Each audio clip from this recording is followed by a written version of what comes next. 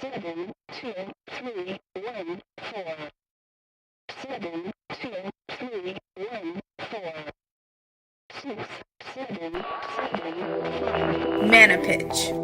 Centuries ago, we built a city on this coast to exploit a vast underground supply event. A black, viscous raw material we refined into powerful mana gems. Soon after, the city became a magnet for unlikely events known as glitches, and improbable people called glitchers. Eventually, most citizens came to call Managlitch City by a new name. We present Managlitch, City of Accidental Wonders. Do try to keep your aura clear, citizen. Sure you've got the link? Are you hearing me at all? Pitch, I have never seen etheric interference like this. I can't hear you. It says I've got a connection, so here goes. This is Glenn 755. It's Witchnight, and I'm in a smashed bookstore in the dark, all by myself. I think I'm sending from my scry phone to our equipment in the Managlitch City underground studio. I hope we're broadcasting right now on Z frequency 2308 by Net, Info Tower, and Data Scry. Maybe somehow we'll help you stay alive tonight in the City of Accidental Wonders. It's the last night of Witch Month in 715. Something shakes the planes of existence loose around Managlitch every year on this night. I mean, sure, we deal with glitches big and small every day, but on Witch Night it's different. Smart people stay indoors, party hard, and greet the dawn with relieved hangovers. Of course, we put up wards and shields, but just last broadcast I spoke confidently about the spell registry at the Department of Ritual Documentation. I assured all my listeners that they provided time-tested incantations against the worst Witchnight could throw at us. With the proper precautions, what's to worry? What's to worry? Earlier tonight, I watched the sunset over the ocean beyond the gleaming plaza where the rune portals were rebuilt. The sun seemed to dissolve into flaming water, and even the red-orange anger of Nibiron above just added to the disturbing beauty of the scene. I was at the portals to meet a very special friend coming in on the fold from Freehome. I hadn't seen them in a long time and really looked forward to it. But as I reached the front gates with my carefully sanitized identification, twilight fell over the city and something shifted. I felt the world fall away beneath me, and I fell after it. The feeling lasted only moments, but the guards' expressions echoed mine. We were embedded in wrong. Over the circular transit areas, lightning slashed through the sky. The carved mana gems below glowed in response, pale, disturbing shades of yellow, green, and blue. We stared hypnotized at a form assembling itself over the plaza, a form a dozen stories tall that refused to come into focus unless you looked slightly away. Spindly legs covered in long spines like fur, a bloated, confused mass of fleshy folds that oozed sludge, a ring of tentacles at the front with blacklight glow at the tips. With a deafening crash of thunder, the thing became regrettably clear. It was everything I had thought I'd seen, and worse. Some of the ministry guards ran screaming. Others instinctively opened up with bullets and beams. I myself would have given a lot for a shoulder-braced splitter cannon right at that moment. Though none of the weapons appeared to have the slightest effect on the thing, it let loose with a howl of pain and rage that I still don't think I heard with my ears, but somewhere else. At that moment, I knew I had faced its smaller cousins before, and I remembered what Mistress Messier had said to me outside the studio. I beheld a being of malice, and I was not at all ready for the sight. Malicious it certainly was. It swiped a 2-meter-thick, insect-like leg at a squad of ministry troops. I don't want to describe what happened. They were crushed, except for one trooper impaled upon one of the spines. I couldn't look for more than a moment at the horrible results. I knew then I had to get out of there, but I was worried about my friend, and I couldn't leave without finding out. No, that's a lie. I was frozen with fear. Though Malicious was still half the plaza away, I felt that if I moved, it would see me, and I'd be the next one mangled flat. That's when hope appeared over the twilight-shrouded ocean. There must have been an ether ship in the docks almost ready for launch, because there it was, and it came cruising slowly toward the thing, as if taking its measure. At first, all I could see were the navigation lights, but as it came closer, I could see it was a medium-sized gunship, and its gun turrets were swiveling towards the beast. MCES Storm Spawn, the registry on the side read. Oh, my heart leapt, and my hands tightened on the railing next to me. As soon as it had the range, the Storm Spawn blazed away with every weapon it could aim at Malicious. Maybe skill guided them, maybe terror, but the gunners landed shot after shot, digging smoking divots from the creature's stinking flesh. Flailing legs accomplished it nothing, and the beast lurched around to stare balefully at the storm spawn with clustered, black glowing eyes. Another gun turret swung into position and spoke, and with a nauseating squelch, one of those eyes burst asunder.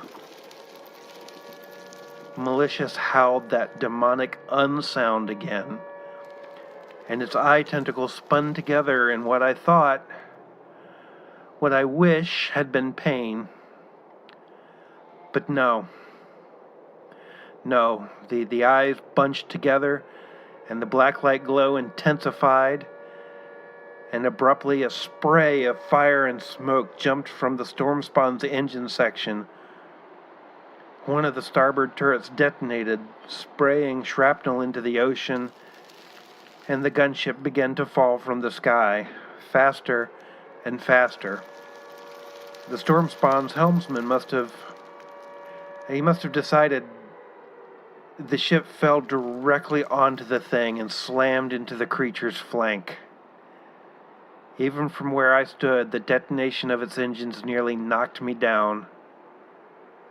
3 chitinous legs flew free from the beast, but it wasn't enough. Malicious screamed its loudest cursed rage yet as the wreck of the storm spawn burned. The thing lurched forward, dragging its bloated, blobby mass via its many remaining legs in my direction. Cohorts, I ran. I ran as I never have before, and don't know if I ever will again. I was partially aware, after a while, of crowd around me, all fleeing, all practically mindless with terror, like me. I didn't know where the wave of fear was headed, nor did I care as long as it was away from Malicious.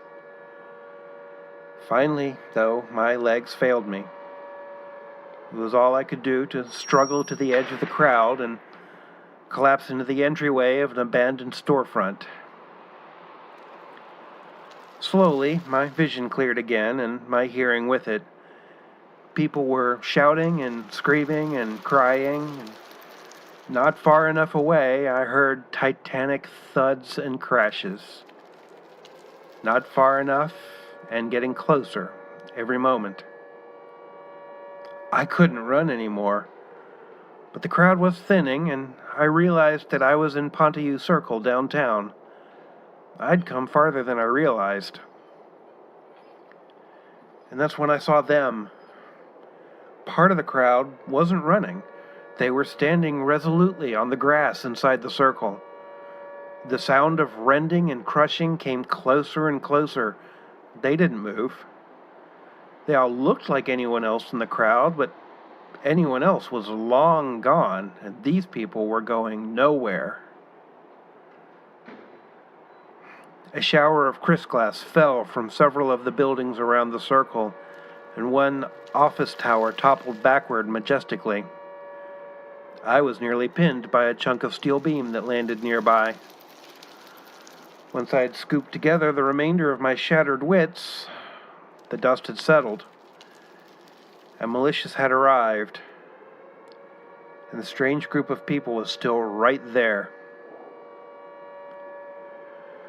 With a shout, a woman at the front of the group raised a hand to her chest, as though to grasp something. The others did the same. My eyes watered, or there was another puff of masonry dust, or I'm not sure. But suddenly there stood a group of heavily armed and angry folks ready for combat. Men and women, catfolk, even other non-humans, all of them wielding advanced techno-magical weaponry. And the woman in front? Of course, Purple Jacket. Artemis Sable shot her free hand up in some sort of signal and ran toward the creature with a squad of her demon hunters behind her. Their blaster swords and plasma bows spat covering fire, though the projectiles did little. Then, all together, Artemis' group leapt. Magic or cybertech must have assisted those leaps. It looked almost like flight. And their blades glowed with white-hot intensity as they sheared in unison right through the joint of another one of those abominable legs. Still, the creature wasn't crippled.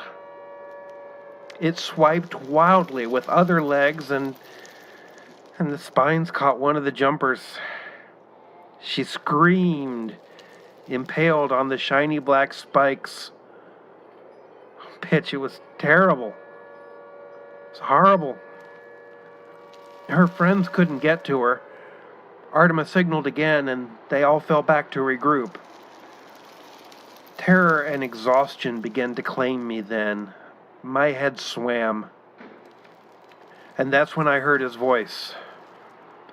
With a massive effort of will, I focused my gaze upon the statue of Princess Swiftstorm in the very middle of the circle. How many times had I seen the larger-than-life sculpture of her, her arms raised in peace and protection. But now, on the wide pedestal, Prime Cybercaster Cirrus McAllen stood defiantly before the statue. He wore a huge cybercasting rig, including a backpack half his size, mounting 2 massive projectors on servo arms. It must have weighed a ton, but his hands on the control grips were guiding the projectors effortlessly. He shouted at Artemis to pull her people back, to form up around him. Malicious dragged itself that much closer as she signaled her demon hunters to obey the order. I couldn't understand the next shout, but Artemis began a caster's chant, and her group picked it up quickly. Then they all opened up with their weapons. The beams and blasts converged unnaturally into the air before them and lanced as one massive stroke into the base where the tentacles joined the body. The scream! I will hear that scream in my nightmares, if I live to have any more. But McAllen raised his projectors. mana gems, focusing coils, transducer arrays that I only recognized maybe a third of its construction. Nicklin would have had a joyous fit. The eye tentacles began to coil together, focusing down on the demon hunters and on McAllen. I may have desperately shouted a warning. I'm not sure now. It would never have been heard. And it didn't matter. The blacklight glow formed, and McAllen's cybercasting projectors hit Malicious square in those grouped eyes. There was an incredible ethereal discharge. Some kind of interaction between the Demon Hunter weapons and McAllen's. And the very last thing I saw was the sheaf of tentacles being ripped completely free of the beast before the blast collapsed the storefront around me. And that's when everything went black. I'm awake now. I can hear sounds outside the rubble, sirens and shouts. But the scream, that awful, awful scream, it stopped. I know, without being able to see or hear a thing, I know the creature has been destroyed. For now, my city is safe. I am grateful. Cohorts, I hope you are safe too. As for myself, I'm pinned under this rubble, and there's a sticky puddle under me that is slowly growing in size. And I think the battery on my phone is about to give out. So, this is Glenn 755 for Managlitch City Underground, hoping you were able to hear all of that. I'm signing off now of Z Frequency 20.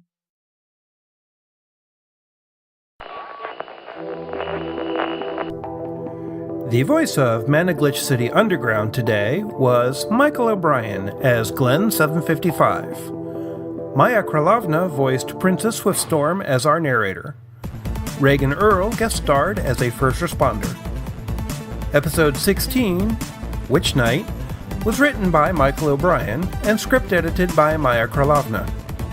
Our theme music is Crime of the Century by Consortium 499 on the web at reverbnation.com/consortium499. All other content is copyright 2015, Glitch City Media. Visit our website at managlitch.com for more information about the city and links to our podcast archives. If you have questions about the world of Managlitch City, email them to glenn755@managlitch.com or leave them as comments on our website, and we may use them in a future episode. If you enjoyed this podcast, please consider leaving a positive review on iTunes. It helps a lot.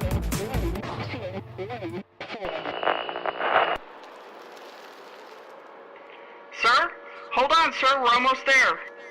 Can you hear me, sir? Sir!